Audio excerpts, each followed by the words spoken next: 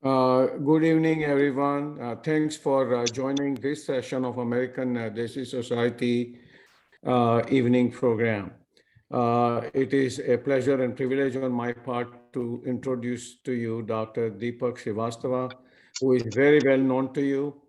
Um, he is a fellow of American Association of Sleep Medicine, fellow of the American Association of Chest Physicians, and he's a professor of internal medicine, sleep medicine, pulmonary and critical care at UC Davis School of Medicine and a faculty at San Joaquin General Hospital here in Stockton. He graduated his medical school in 1974 and then was trained at Brooklyn Jewish Hospital, New York, and University of California at Davis. Then he received his sleep medicine training at prestigious Stanford. He is board certified in pulmonary medicine, critical care, sleep medicine, internal medicine, long-term and post-acute medicine, and hospice medicine. He is a recipient of many academic and service awards. As you all well know, he has made several presentations to American Desi Society, and today he is going to uh, sort of give us an information and knowledge about update on COVID vaccine. You know that there are a lot of changes occurring on weekly basis, so he's going to give us an update on that. The subject is going to be variants, vaccines, and vigilance of COVID-19. Um, Two things. Number one, please make sure that your mics are on mute so that there is no background noise except for the speaker and the conveners. I would also like to announce an ADS disclaimer. American Desi Society sponsors and conducts Your Healthcare, a virtual show, as community service under Public Service Announcement Regulation. We select common and relevant topics and qualified speakers to present information of public interest. Please remember that this is not a medical advice and this does not create a patient-doctor relationship. ADS is not responsible for speaker opinions. We thank you for your understanding. If you think that you would not like to be, your face does not or should not be seen on YouTube where this will be available, please make sure to close your video. With that, thank you very much, and I turn it over to Dr. Srivastava. Thank you, Dr. Nanavati. Really appreciate the kind introduction. The time is less and material has to be covered, so I'll jump into the topic right away. As we all know that there has been a lot of confusion and lack of direct information regarding the current variants and what vaccines are coming, which is approved, which is not, what about the children, are we going to protect our children or not? All those questions led to the series of the webinars. Historically, American Desi Society has sponsored multiple COVID-19 related informational webinars regarding the lockdowns, how to protect yourself, mask wearing, and so on, that are available on the social media and YouTube as well. So today I'm going to talk about the hot topics, which is of course the variants and what these variants mean to us.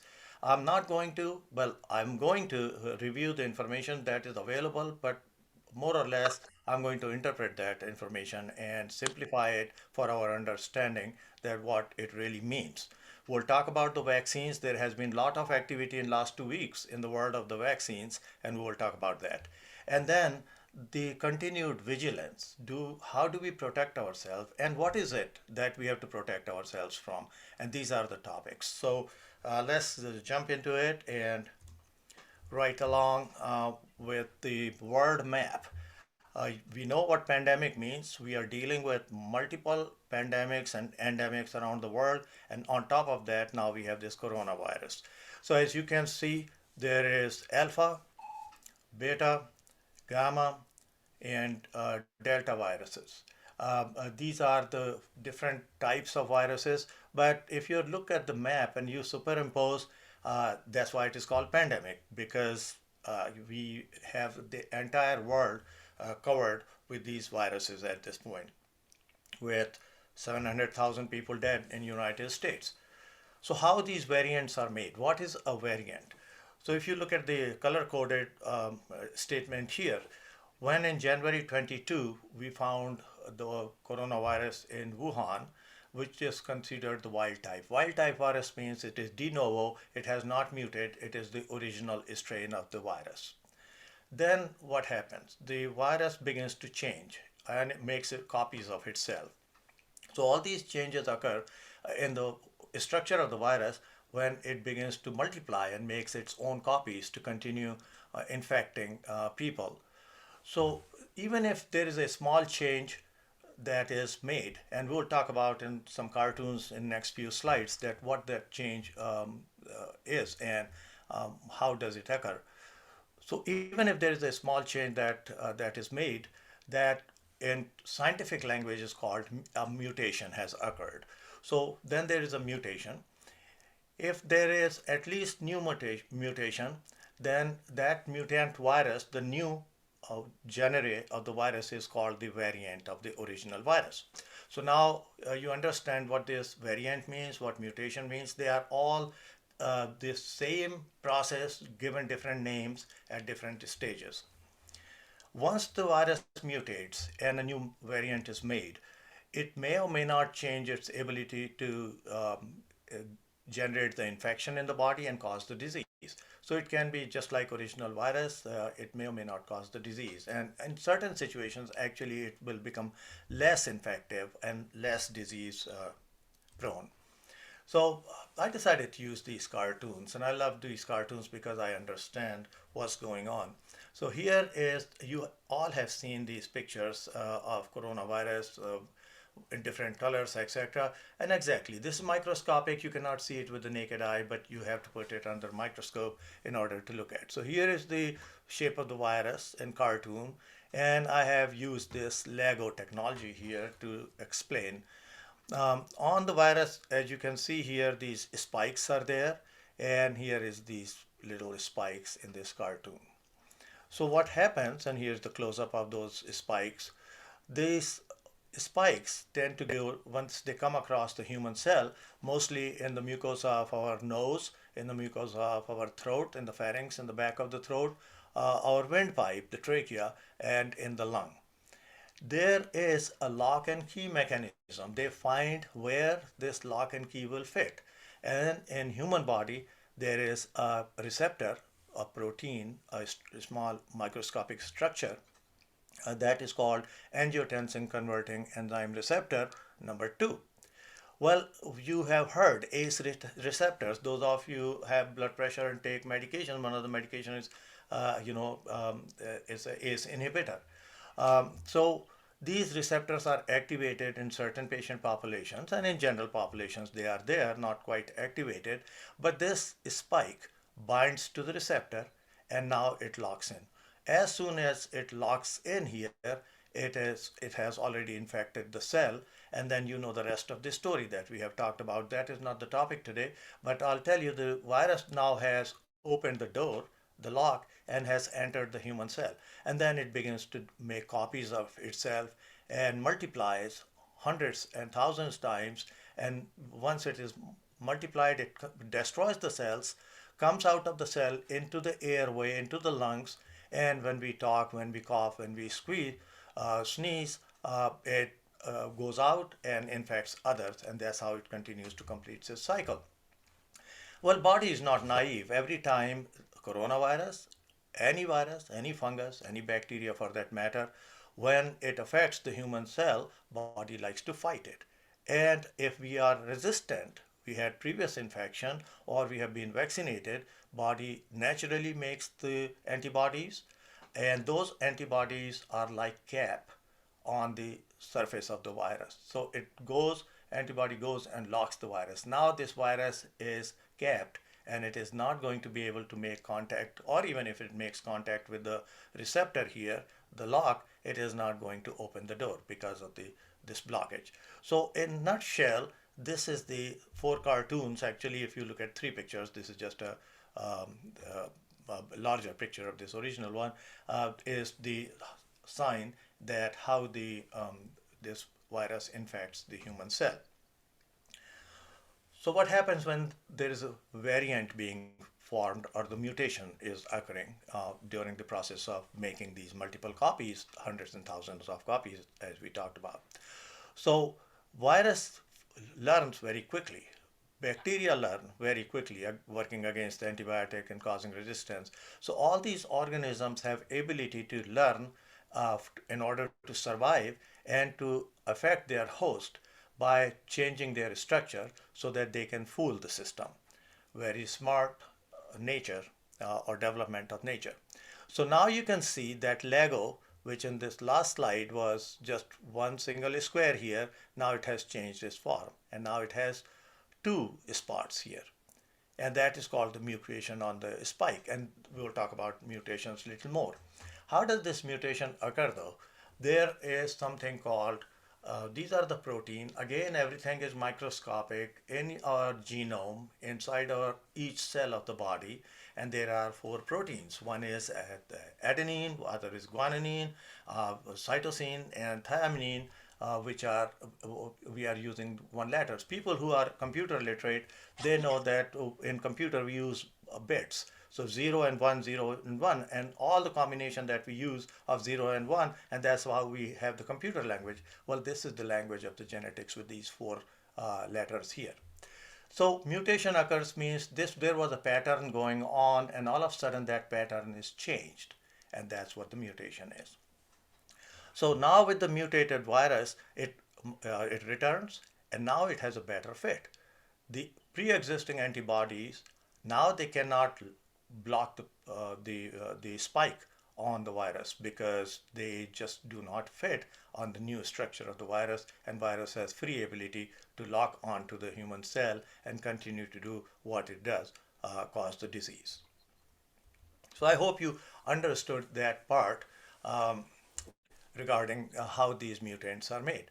And if you really look at the bottom line here, how many times this COVID-19 is changing its structure and how many mutants are being found. About a rate of 1 to 2 changes per month.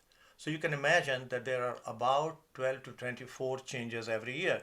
So we should expect that many mutants and that many variants occurring somewhere or the other in the world, and with jet travel and everything, access from one continent to the other continent is easy and the virus get transferred. So these are just one too many. Just to give you a reference point, we receive once a year flu vaccine. Flu vaccine is designed every year by the CDC, Center for Disease Control, because it changes, just like this, it changes its genetic sequence that we have learned once a year. So compare it once a year to 12 to 24 times a year. What this virus then do, the mutant, the variant, it makes itself to spread easily, so it becomes more contagious. The severity of the disease may be higher, about the same, or lower. It may or may not respond to the vaccine that we have designed, because the vaccine was not made against the mutant, it was made against the wild type or the original virus. Our diagnostic tools will fail because they are not designed to identify the variant. Our therapeutic medications will fail because they are designed for a certain virus. So this variant actually can come with almost nearly a new disease. So what do we have to do? We still have to rely on public health measures, the mask, social distancing, and hand washing. And then, of course, if things begin to go out of hand, then the social lockdowns become necessary. We have all experienced it. I don't want to talk more about school closures and businesses and all of that. So this is another slide which shows that how complex this process is. I have tried to simplify it as much as I can, but there is mutation, there is deletion, spike mutation. Mutation can occur at many, many places. We are just focused on the COVID-19 right now, but there are a lot of opportunities for the virus to change its shape and its character. Let's continue to stay focused on certain things here.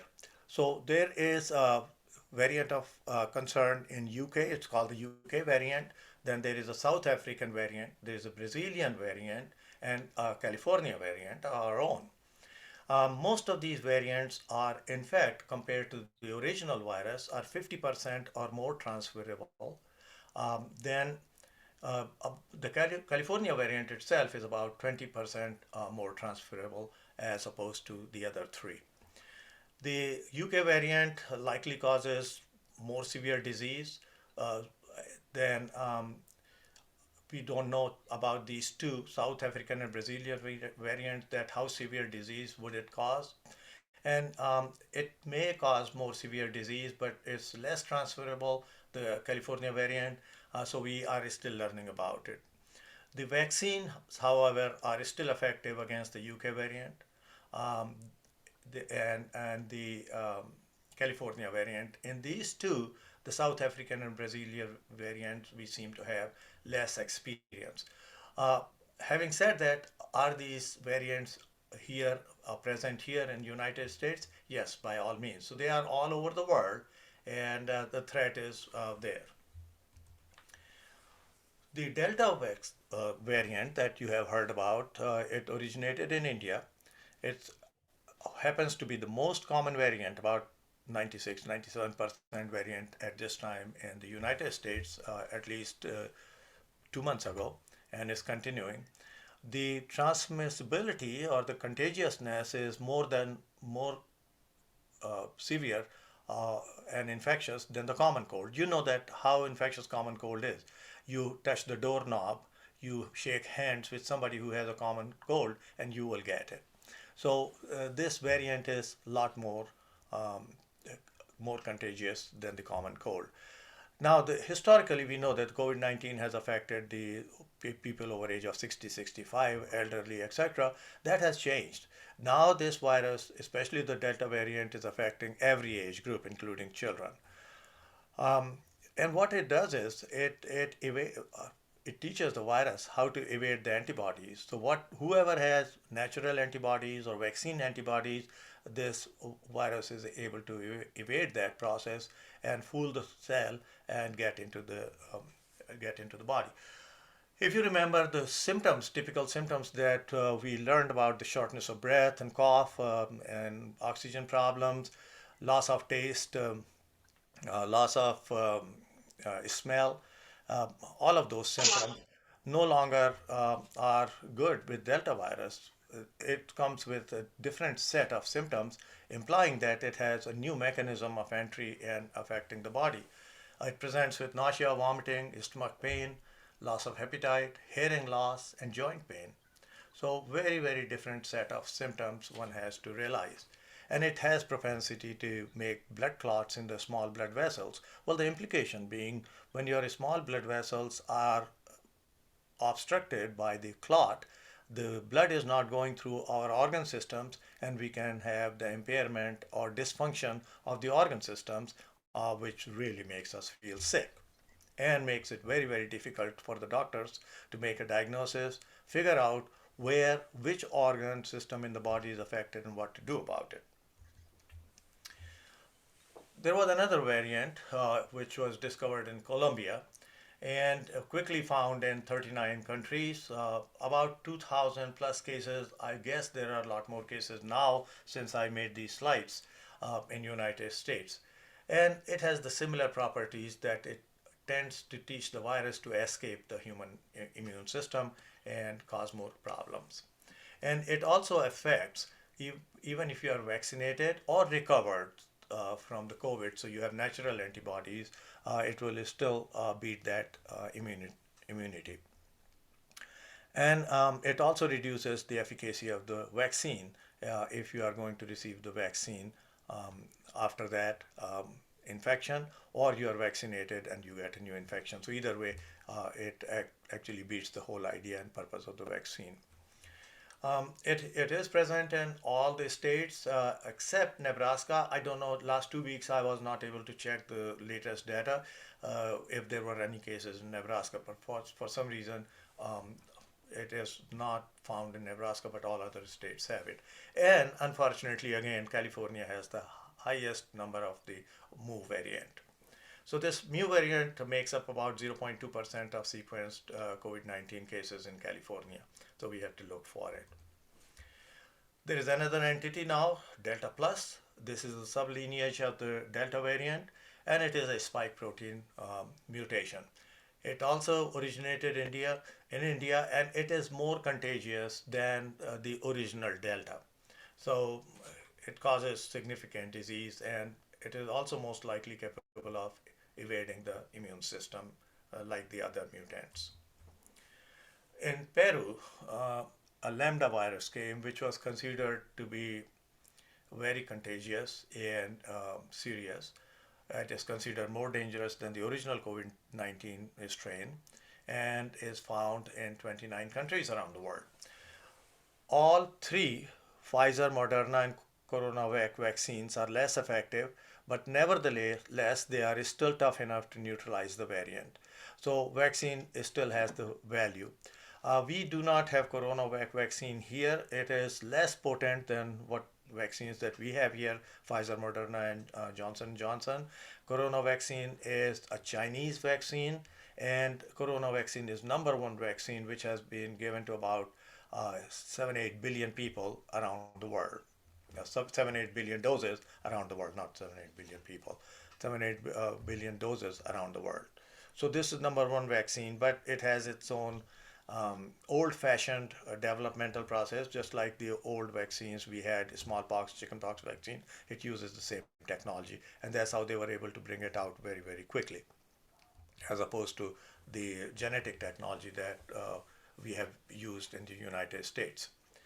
So Mrna, right now, if you look at the variants of Delta are really dangerous, and they are trying to beat the effect of the vaccines. They are more transmittable than the original one. There is an increase in new cases around the world, except the South American countries and some Southeast Asian countries. Sharp increase of incidence in Europe. You have, I know you've been watching the news. Italy is again going shut down and has significant restrictions on their corporations and workplaces. In Africa, there is a almost nearly 25% increase in the death rate, and rest of the world is also experiencing increased number of the deaths, according to the United Nations report. So what's going on with these viruses? We've put the mask, we put the shield. There are plexiglass barriers. Um, the new finding in last 4-6 weeks is just the normal conversation, speech. Don't have to be coughing, sneezing, or breathing on someone. You are just talking. You are standing at a distance.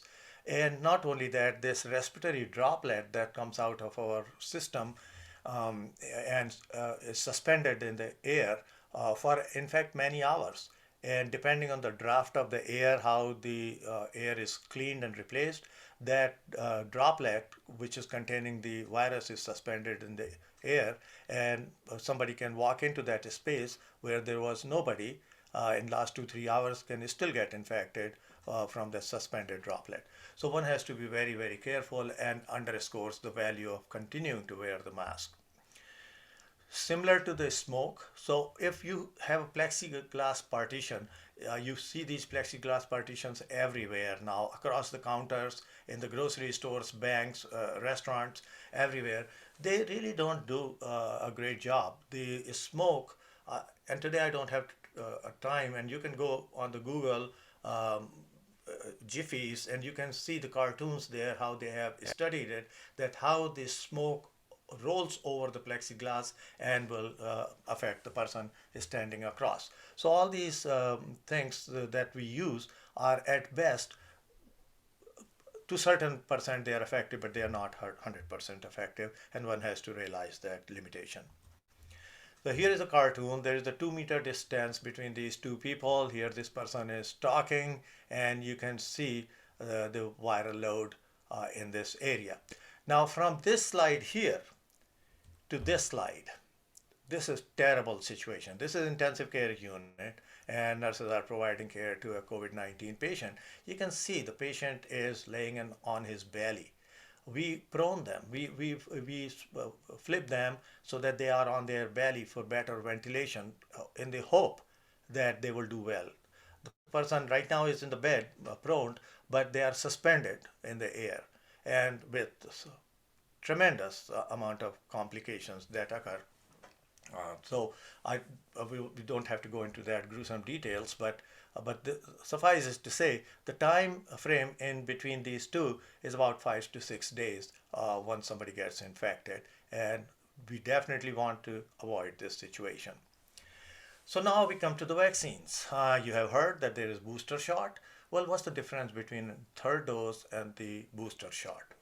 So booster shot is not the same as the additional dose of the vaccine. Once the FDA had allowed Pfizer and Moderna vaccine to certain above certain age groups, 12 and 18 years respectively, in patients who had the moderate or severe immune suppression, which is about 200 known conditions in humans that have the chronic immune deficiency and immune suppression because of the medication or the disease itself.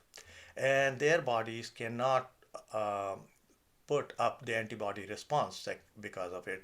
So the two shots actually don't do any good, and these people need a third dose. It's not the booster dose. And that dose has to be given at least 20 days after the second dose and should be the same group. If they had taken Pfizer, then the third dose is Pfizer. If they have taken Moderna, third dose is Moderna.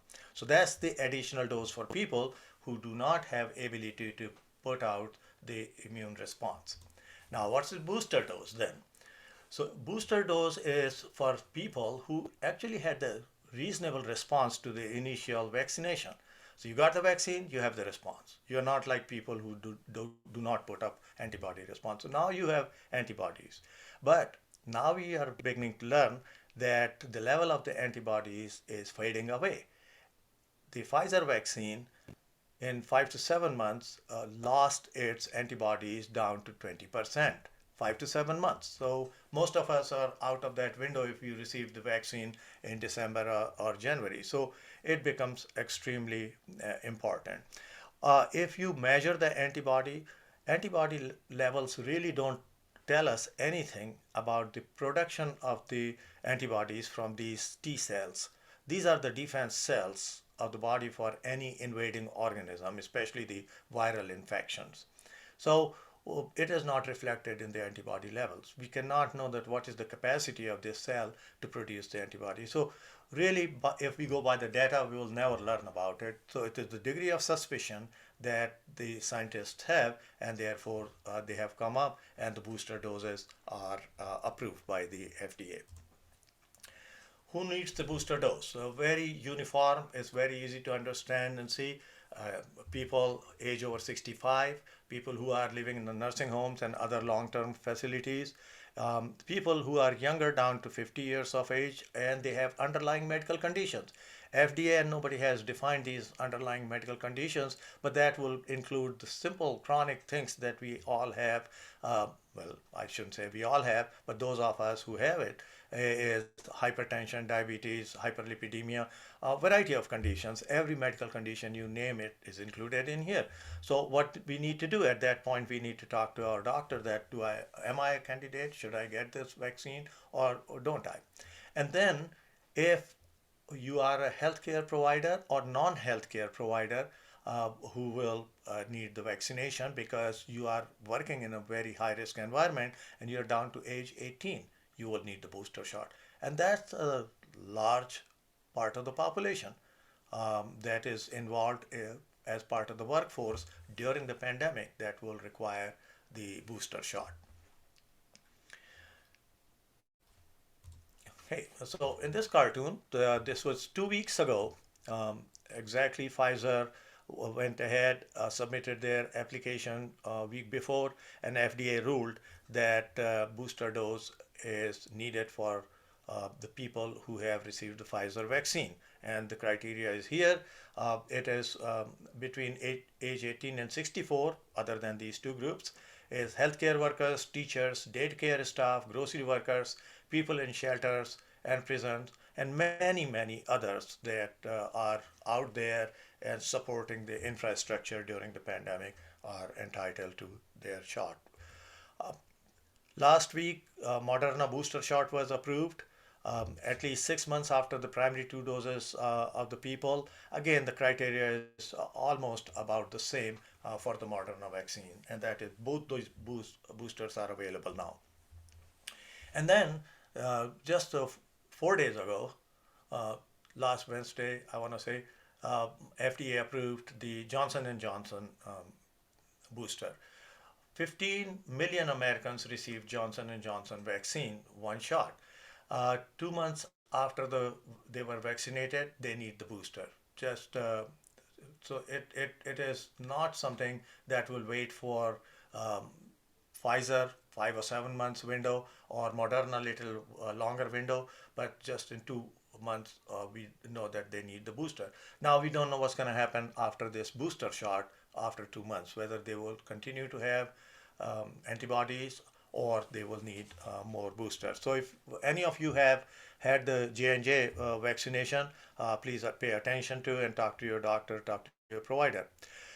Here's the deal about this J&J. The CDC data says that infections and deaths among vaccinated Americans with J&J were worse with Johnson& and Johnson COVID-19 vaccine. So despite the vaccination, they had infections and deaths because of within 2 months their immunity was weaker. Unvaccinated were still 6.1 times more likely to test positive for the COVID-19 compared to J&J. So still J&J does some good, but not all the way. And 11.3 times more likely to die, unvaccinated people are 11.3 times more likely to die compared to all fully vaccinated people. That does include Johnson & Johnson vaccine in that window. So booster shot is highly recommended for Johnson & Johnson vaccinated people. There are breakthrough cases of COVID-19 among the vaccinated. Just before we started this webinar, we were discussing that. Lot of cases that we have seen in our smaller practices, hospitals, but overall around the country and around the world, rates of cases and death among people who were vaccinated with Johnson & Johnson dose were higher than those who received two shots of vaccine from Pfizer or Moderna. Having said that, we have seen cases with Pfizer and Moderna as well, but not as prevalent.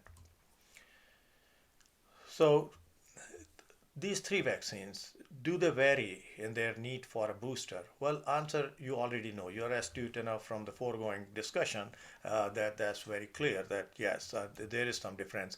These two, the Pfizer and Moderna, work on the genetic technology that we have discussed. So they have their platform is different. The Johnson and Johnson uses a vector technology. What is vector technology is that they take another virus, which is not the coronavirus, and it is dead, but they use that virus, load their vaccine onto the virus, and that is injected in the body. And then it finds its way because of viral protein and makes the antibodies. So vector technology is an old technology as compared to the commercially available now, the genetic technology that we are dealing with. So all three utilize approaches to vaccination of humans that have not been studied in large population with long-term follow-up because these are all new vaccines and we are just learning about what's happening in long term as we go along. Having said that, millions of people have received the vaccination now for almost 1 year out, and if you take the trials that were happening from June 2020 onwards, we have almost 16 to 18 months of experience that we did not see any major side effects or uh, problems with the vaccination.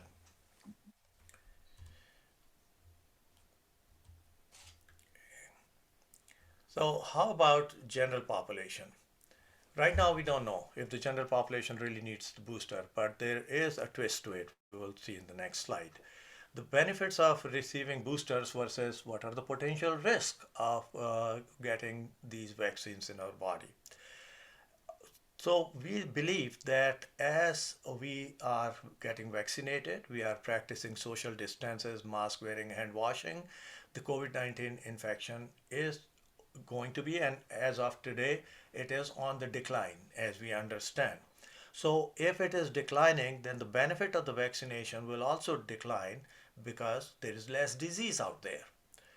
And the boosters, if they have any side effects, that side effect is not going to decrease. So we will probably face more side effects if it turns out to be that there is any side effect. So it is possible that the people in general population not exposed in high risk situations, do not have comorbid condition, not elderly, probably will not require the booster shot. However, they still have to maintain the hand washing, um, mask wearing, and social distancing. Okay, so what's going on now? You have seen this since the booster and the vaccination became a mandate. You have seen freedom not force, no vax mandate, etc. So there is a group that people are against the vaccination, and there is a group which is vaccination pro. You understand all of that. But what's the impact from our point of view, for the point of view of our understanding? So if, let's say, the large part of the population prefers not to get vaccinated, what will happen? It will increase the risk for vulnerable people, high risk, elderly, etc., and will make the booster more necessary to protect ourselves because this this group here, which is not going to get vaccinated, this will allow the virus to propagate in their population, and they will be then responsible for making and facilitating the different mutations, different variants, which can be as dangerous as the original virus or worse. So this cycle will continue, and that's why it's really important that most everybody should get vaccinated, but it remains to be seen. Let's talk about children. I'm told that there is a lot of interest in our audience tonight about children, and I'm very interested for obvious reasons. So we have vaccines for children age 12 and older. We already know that. The age 5 and up may be authorized very, very soon, and clinical trials are going on for children as young as 6 months old. So we are talking about like mumps, measles vaccines that children get when they are born. This vaccine will be similarly given to these children. So let's see where we are with that information. Clinical studies are going on, but they are still about several months away from being a reality. The reason being that children have very important differences in the physiology. They are just growing, they are different, their response is different. Uh, if the child is very little, let's say 6 months, 7 months, 8 months, 1 year, they get the maternal antibody, and that will inhibit the immune response if you give the vaccine at that time. And then once they become about 2 years old, they begin to respond to by themselves, but they are too little to what dose. Vaccine dose that would work in adults might cause high fever in children. For example, uh, one example, because fever is one of the common symptoms for the adults. So we don't know if we are going to give the same dose. That's too high of a dose. We will not, perhaps. So again, there are clinical trials underway, which is trying to find out the optimal dose for each age group. So it is not like child over 2 years of age. There are going to be the groups depending on so many factors that we'll review. Safety is critical, and each study has many layers of safety mechanisms in place because of the obvious reasons. University of Pittsburgh has enrolled children ages 6 and 11 and 6 to 24 months of age in phase 2 of the pediatric Moderna trial. So Pfizer has studies out that we will review, and Moderna is also coming out with these studies and the doses for the children. The research, as far as the children are concerned, not only the adults but also requires a special ethical clinical consideration and has to be held at a very high standard before they can even start recruiting the participants. So for Pfizer, if you look at children ages 12 to 15, receive the same dose, 30 micrograms, just like the adults for Pfizer vaccine. So now they are looking at three age groups, 5 to 11, 2 to 5, and 6 months to 2 years. Okay. In the Pfizer trial, the children between 5 and 11 years, they will receive, once it is approved, 10 micrograms, which is third of the dose of adults, and under 5 years of age will only receive 3 milligrams or 3 micrograms of the vaccine. So very small doses, but the data is still being analyzed and to be presented, approved by many layers, mainly CDC and FDA, before it becomes a reality. The reason being that children have bone growth, they are getting taller, they're getting bigger, neurodevelopmental changes, they are getting smarter, hormonal shifts as they are growing into the puberty and things like their social and emotional development is changing because of these hormonal shift and their interaction.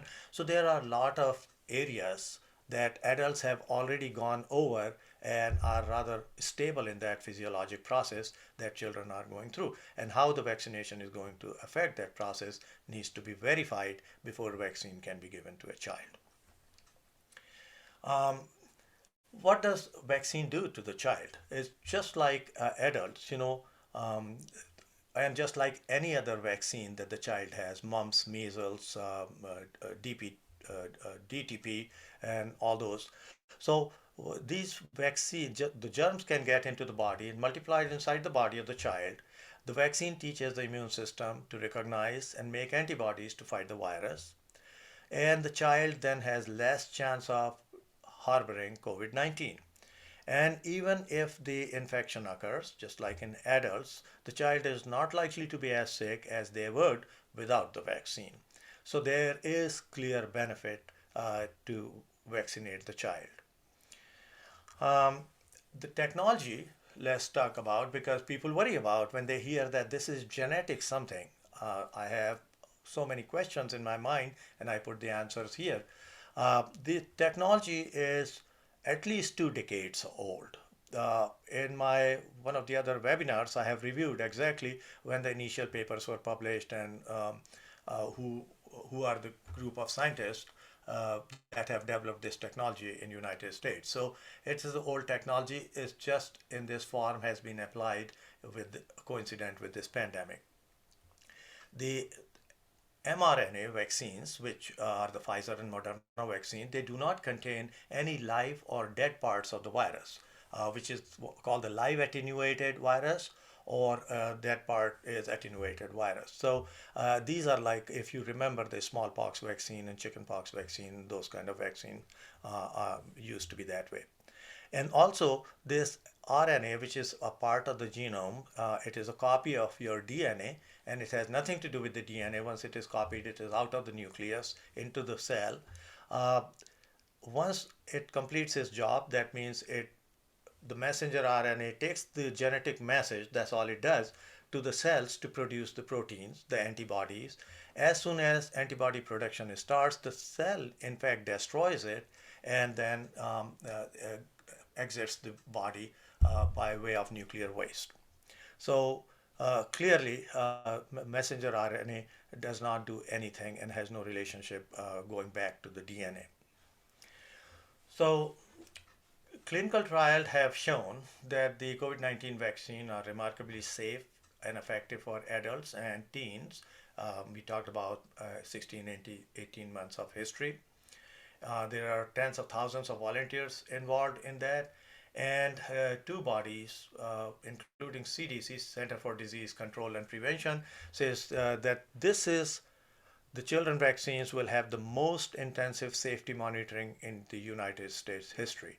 So they are, when I say they are, I mean the scientists are trying their best to make sure that this vaccine is safe for our use and our family and children's use. Is it going to change the DNA of my child? No, it does not interact with the DNA at all. In fact, DNA is a genetic material that is stored in the nucleus of a cell, which is inside the cell. There is another small body which is called the nucleus, and DNA is in there.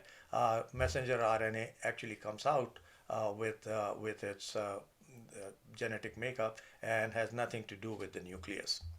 It never gets into the nucleus. And as I said, the mRNA is destroyed and taken out of the body. Okay. Is my child going to have any side effects? Yes, minor side effects are possible, just like adults. Some of the clinical trials have shown no side effects, and some had side effects similar to those reported by the adults. Pain, redness, swelling at the injection site, fever, chills, headaches, tiredness, nausea, and pain in the muscles or body pain. So what do I do? Or how much should I worry? Of course, you're gonna have the pediatrician address that. You call them and say, well, can my child have medication if they are having fever, they are having body ache, and the standard treatments apply. Um, some people, depending on if they are allergic to anything, they can have serious allergic reaction. So just like adults, if you had your vaccine, you know that once you received the vaccine, you had to wait for 15, 20, half an hour initially, minutes to um, make sure that you are stable, you are not going to have any reaction. And similarly, the child will need to wait for 15 to 30 minutes after the vaccine is given.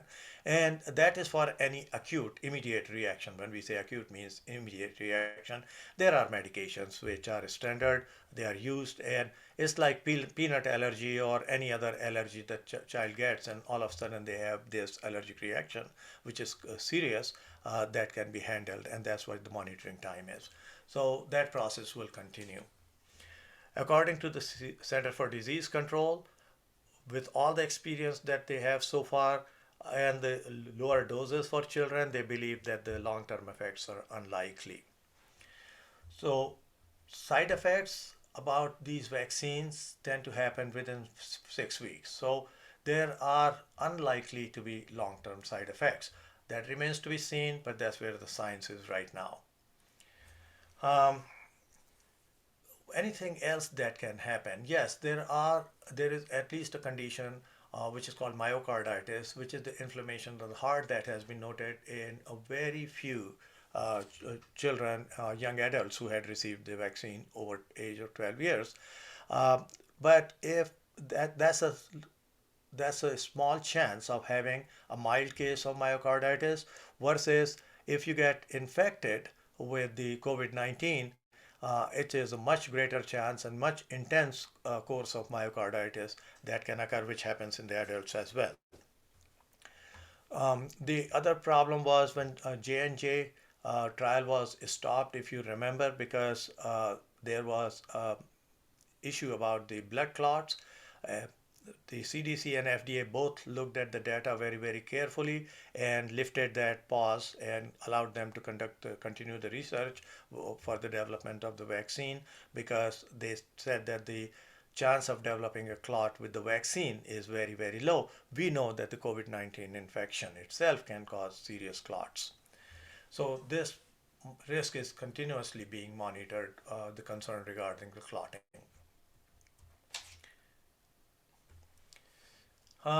Is there going to be a problem if one is pregnant or breastfeeding?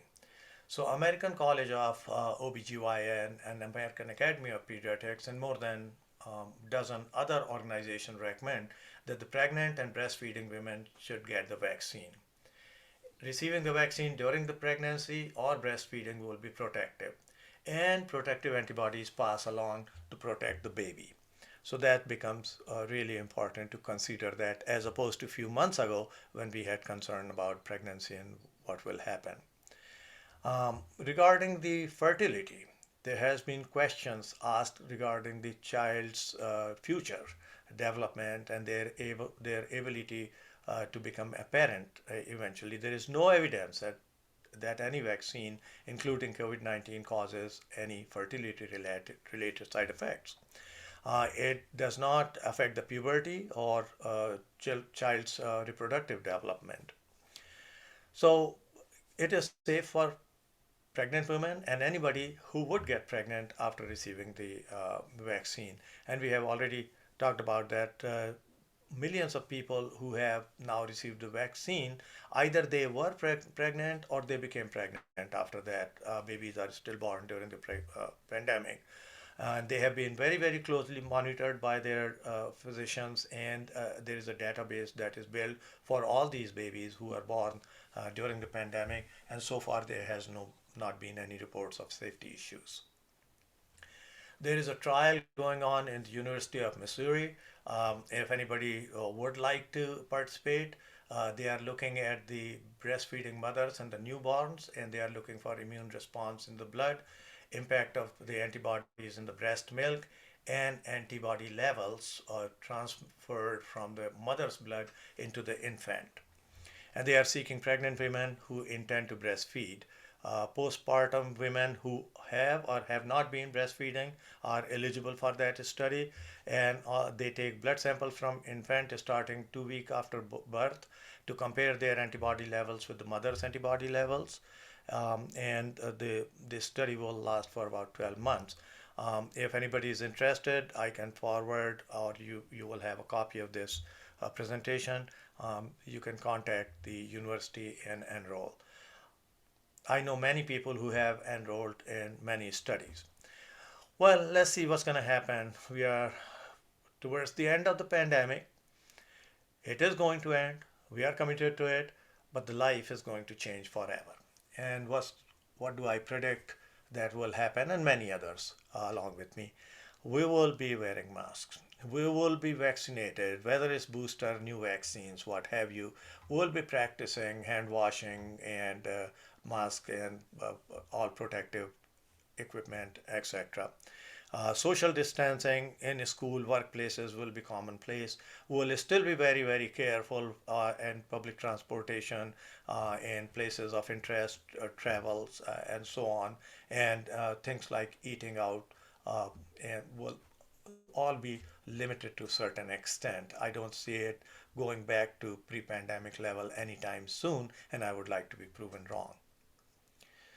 So there is vigilance regarding resurgence and post-COVID-19 syndrome. So there is a diagnosis which is now called post-COVID-19 syndrome. It's a syndrome, we don't even know what it comprises, how many things that happen.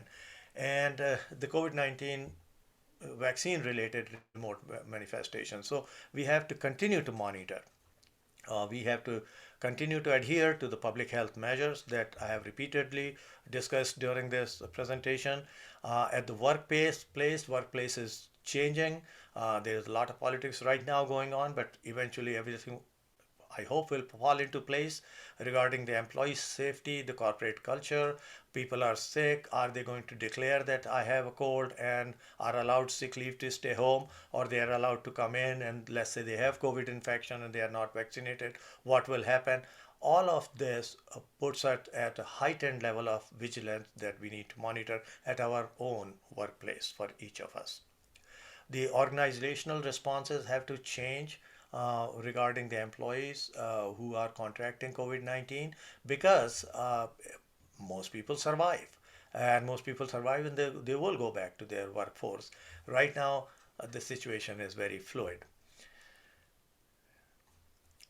COVID-19 survivors, there is something called the long-term COVID, which is the survivors continue to have some symptoms or the other, many times very non-specific symptoms, and we have to monitor. We are learning.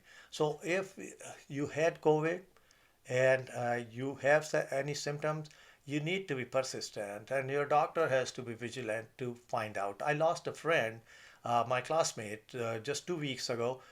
He had COVID-19 infection 3 months ago, really bad. He was 68 years old, a really bad COVID-19 infection, recovered. And subsequently, within 3 days, which is 2 weeks ago, he had a lung abscess in his lung, and had infection spread in his body and died on day 4.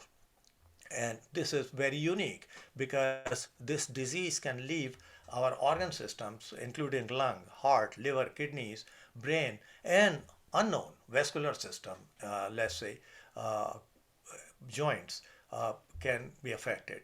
So this vigilance is very, very important, that if you have a condition, you have a system, don't feel that, oh, this is, I'm just thinking, I'm afraid. Check it out with your provider, because there are a lot of unknowns. And we are towards the end of this webinar. Um, there is a lot of fraud and scam going on, and I decided to include some of these slides because we are all subjected to it. I'm personally subjected to it right now with what had happened in terms. There are unproven products purporting to prevent or treat COVID-19 disease made from unknown substances under unknown conditions, and they pose significant health risk in and of themselves. FDA is very, very vigilant in protecting the consumers. These products, these advertisers make you believe that you make certain lifestyle choices, and that in fact will increase your risk of infection with the COVID-19, because there is a false sense of security they will instill into you. Their propaganda can delay or stop appropriate medical attention that you need. So one has to be very, very wary of these products that are out there. There was something that FDA nabbed, was Corona Destroyer T, and we know that there are a lot of this kind of communication, this kind of rumors and products which we come across. There was something anti-COVID herbal inoculation, which was proposed as ongoing clinical research on effectiveness against COVID-19 vaccine. So there are crooks out there who are doing this thing and trying to make a fortune out of the misery of others. They use the FDA logo, and I'll show you the FDA logo. Don't get carried away. FDA says that they advise all the consumers to call a phone number, and they will actually use FDA logo and give you a number to call, and then from there the whole story will start. FDA has initiated Operation Quack Hack. So they are working against this quackery practice that is going on, and they have already removed hundreds of the unlawful products from the marketplace, and it is an ongoing activity. They recommend that you log into this website, www.fda.gov,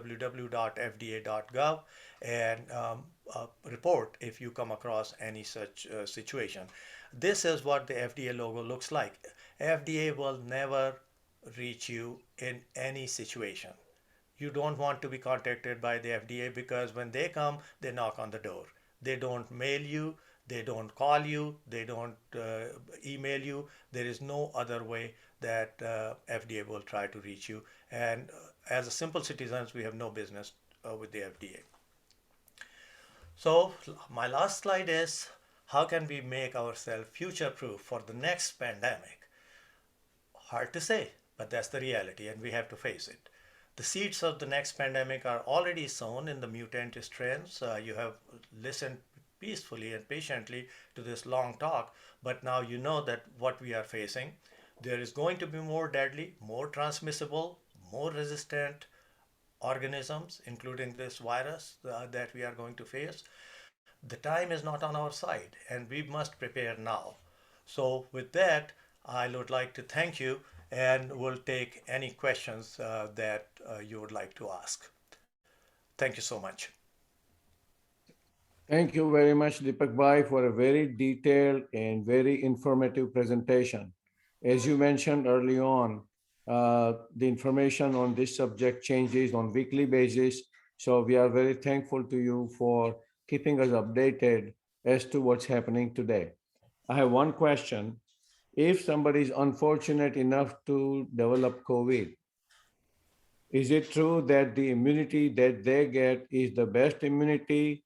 And if so, is it across the board, or is it just against the mutant or variant that they have received? And the last part of the question is, then should they get a booster or some kind of a vaccine dose for further prevention? Okay. So excellent question, and allows me to answer, and I'd like to stay very focused. If I miss part of the answer, please repeat that question, that part again. So first part was that if somebody gets COVID and now they recovered, 60 days after you have had COVID, the vaccine is recommended, because the naturally given immunity by your own body, the antibody formation would last for around that period of time. We don't measure those antibodies, so that is that is an approximation. That is an approximation. So that's number one. Number two, fortunately, as you heard, that there is a lot of cross reactivity amongst these vaccines against the virus and their mutants. So we have not heard about a mutant that is completely resistant to the current vaccine. So even if the vaccine is not going to cover you 100%, it will still prevent you for getting hospitalized and dying with a serious disease. So vaccination booster, yes, is highly recommended if one is within the qualifying group of the number of things that I had reviewed, the age over 65 or 50 to 64 with medical conditions and healthcare provider and other high risk occupations 18 years on. So yes, the vaccination is and booster is highly, highly recommended. Thank you. You're welcome. Deepak ji, there is a question in the chat. The question is from Neelam, and she's asking, will the 5 to 11-year age group vaccine dose be weight-based, or there is such a difference between a 5-year-old and an 11-year-old? Okay, so as you saw in the slides, that's a group of the kids that they are looking at, and when they take the sample size, they are matched for the demographics, and they like to have all sort of demographics. So that will be multi-ethnic children between the age of 5 and 11. They will be looking at their medical conditions, and they will be looking at the small clusters, the subsets, and of course the weight is also one of the confounders. Clearly, we have seen, and this is my bias at this time, I have no scientific information, but I will go ahead and answer your question. We know that the overweight, the obesity has been a risk factor for COVID-19 infection. And the outcomes of the COVID-19 infection in obese people are poor. Therefore, I suspect that the subset of the obese children will be clearly looked at very, very closely by the researchers, by the scientists, and when it comes to the approval process by the FDA, and again reconfirmed by the CDC, we'll hear about that. So that data is on the way. Hopefully, it will address all those concerns. Thank you. You're welcome. If you have any questions, please unmute yourself and ask them, and you can also type them in the chat box. So I had a question about people who are fully vaccinated and they're getting infections now. And initially, we thought that the infection is just mild, like they're getting mild symptoms. But lately, I've been hearing personal stories on where even though they were fully vaccinated, they stopped wearing masks and now they got a breakthrough COVID infection and now they're in the hospital with severe symptoms. Um, so if you can help us understand that. Okay, so the COVID 19 pandemic started with the wild type, which is the original COVID 19 virus. And now, so many months later, when we have the vaccine, we have practiced all sort of public health advisories, and you heard about the Delta variant. It's a variant. It's not the same virus. Therefore, the same vaccine will have deviation. Yeah, everybody is saying that it is covered, but is it covered 100%? Again, not. So if you have a viral load, which is very high, that you get, how do you get a high viral load? Because you're not going to wear the mask. There is no filter there. Mask actually does not protect you unless it's an N95 mask. But if you wear just a surgical mask or regular facial cover, you don't give it to somebody else. You still inhale. So social distancing then becomes extremely important. That if you are not wearing a mask, many of us not wearing a mask, and we are in a social setting, somebody is a carrier of the Delta variant, which is 97% or 96% or some percent, that high percent. Um, and they are talking with you, they have no symptoms, you're going to get that. And if you are at risk, most of us, unfortunately, do not know our risk factors. And the reason we do not know our risk factors because our risk factors have not become manifested disease. That means we have not been diagnosed with it. So, for example, somebody otherwise, if they were in a wrong situation, they were exposed to dirt, dust, allergens, they will develop asthma. But they kept themselves within the confines of their apartment, workplace, etc., never had an opportunity to have the symptoms of that asthma that they have in their body. And at that time, they will get. Same thing applies to hypertension. Same thing applies to pre-diabetic conditions. Same thing applies to uh, overweight people, not particularly obese people, because they are somewhere in between in the gray zone, and when they get infected, they end up in the hospital. So this is a very unique group, and as data will unfold, today I'm sitting here on October 17, 2021, saying these things. A year later, it may all be obsolete or it may all be validated. We don't know how the science will play out. So, meanwhile, we have to be very careful because if you heard clearly, and remember my last lecture when we talked about the comparison between the pandemic in 1918 during the Second World War, at the end of the Second World War, and now 100 few years later, we are still using the mask, hand washing, and the social distancing. And that public health measure, fortunately, has not changed. That works. So we have to protect ourselves. And right now, nobody is telling us. Government is trying to do whatever they are trying to do, and we don't have to get into that. We just have to follow the instructions as good citizens. But at the same time, protection is our personal responsibility, and one has to protect themselves. How you feel about large gatherings, about eating out, about going to the groceries without any protective gear, recklessly, is just like anything else. So I always give an example. People wait for data and science. You know, who is going to study what will happen to people if they jumped out of the airplane without parachute? Do you need a randomized controlled trial to prove that? Not really. We know that what's going to happen. So common sense has to prevail. Can you run across the freeway? Yeah, you may survive, you may go across 5 times, but sixth time you may not be as lucky. Common sense. You don't run across the freeway. It's the same thing.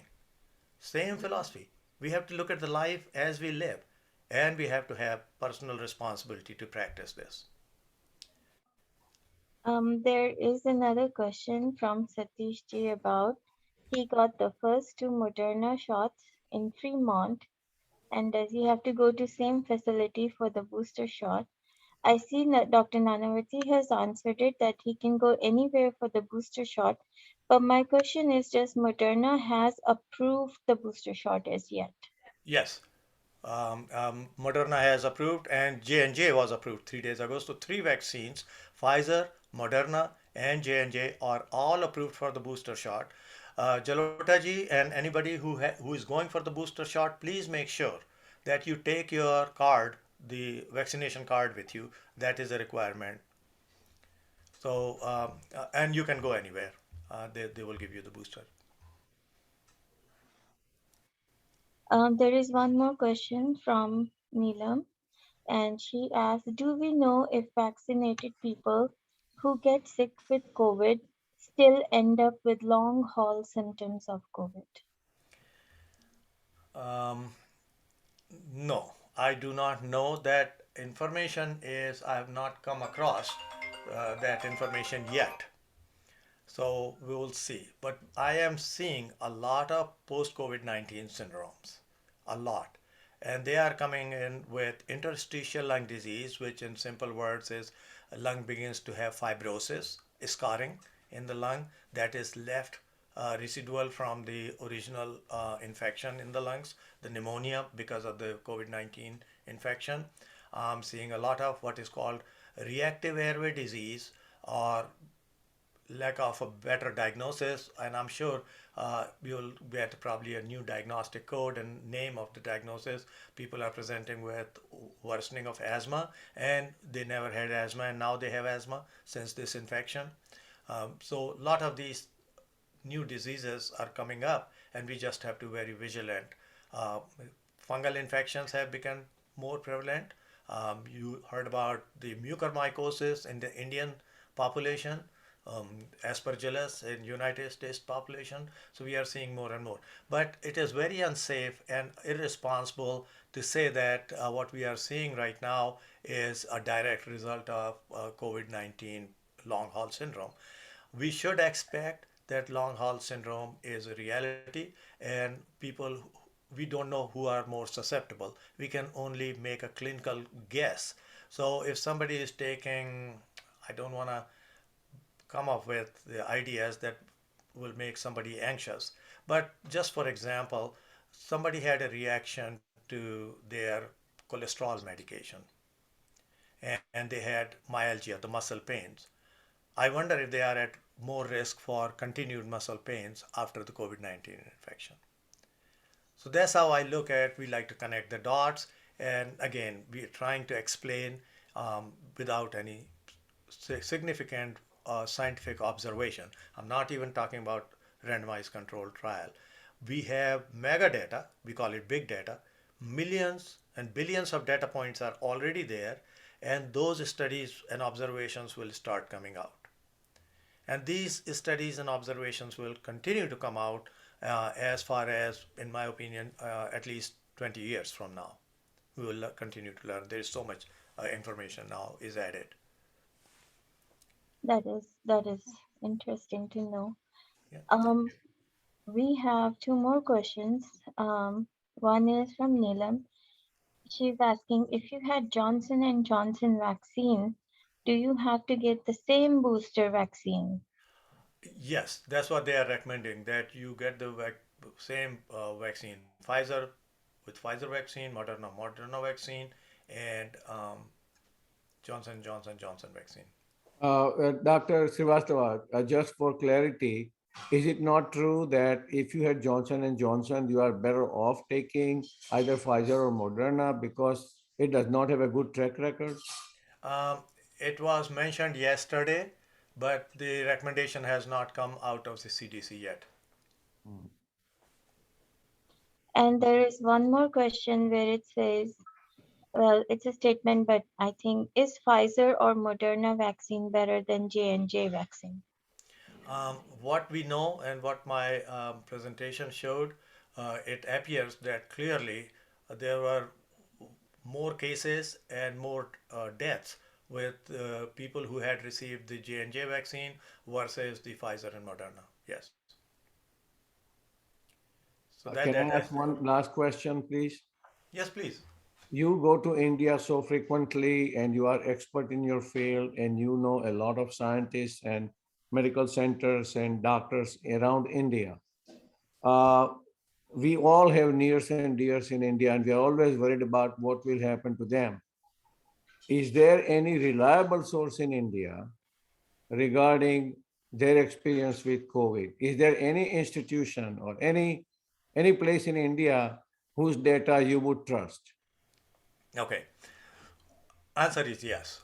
The number one and most reliable source is ICMR, Indian Council for Research in Medicine, or Medical Council. ICMR is the acronym for that. And the second is the IMC, Indian Medical Council. So ICMR is a very responsible group of lead scientists, thought leaders in India. They control all the research. Um, I don't think that I can compare uh, ICMR with FDA. But having said that, there is also an FDA India, FDA office for India in India, and that is also a reliable source of the appropriate information. We have a lot of organizations from United States operating in India. For example, Joint Commission for Hospital Accreditation is also operating and approves the give the accreditation to the hospitals in India. So there are multiple reliable sources that you can log on to, lot of web presence and get the information. Thank you. If there are any more questions, please ask them now, or unmute or put them in the chat box.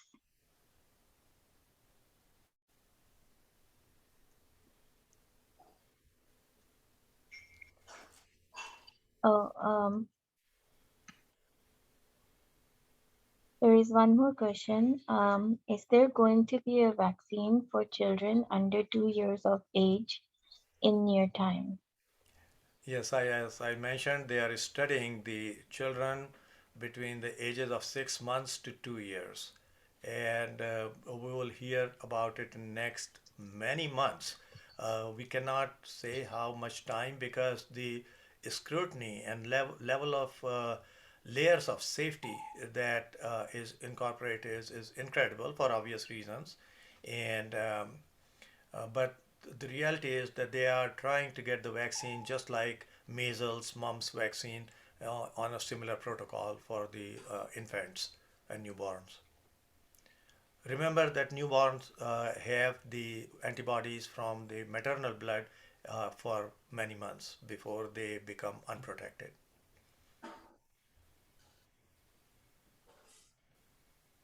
We still have a few more minutes, so if anybody would like to ask a question, please do so now. Hi, I got the Johnson and Johnson one, and I heard about the blood clots and the efficacy is only 70%. Is that true? And if I get a booster, can I get a different one? So you received Johnson and Johnson, you said? Yes. Yeah. So first thing is efficacy. Yes, efficacy is lower than Pfizer and Moderna. The blood clot was a risk, but it's a low risk, and that was considered. And FDA and CDC looked at it, and they had stopped Johnson and Johnson trial for few days, a few weeks, I want to say, but then they went ahead and approved it anyway. Yesterday, it was on the news, and they were discussing that people who had Johnson and Johnson vaccine, whether it's better for them to get the Pfizer or Moderna booster, but that recommendation has not been, at least I have not seen it come out of the FDA or the Center for Disease Control. And I'll let you know as soon as I find out because I'm always screening and scanning the what's the current status to advise the patients. Okay. Thank you. I'll let Virtu know, and Virtu will contact you and let you know. Okay. Thank you, doctor. Oh, you are welcome, ma'am. Do we have any other questions at this point? Please ask them now. I would like to thank all the participants for joining and sharing this very relevant and reliable information. When the information comes out from Dr. Srivastava's presentation, I can trust it and I know it's tested and it's researched right. So, Dr. Srivastava, we would like to thank you for your very timely and relevant information today in this forum. And I You're would like, thank you. And I would like to thank Dr. Dhiren Nanavati for moderating the session today um, and sharing this valuable information. I think Kanti Bhai has a question. So please go ahead, Kanti Bhai. No, I just wanted to thank for a fantastic presentation, and I thoroughly enjoyed it. Full of information. Thank you, sir. Everybody can take that home and benefit from it enormously. Thank you That's very all I much. wanted to say. Thank you. I've tried to simplify it to the point where we can understand and retain like a story, because we can listen to a lecture for an hour and not learn anything and not use it tomorrow.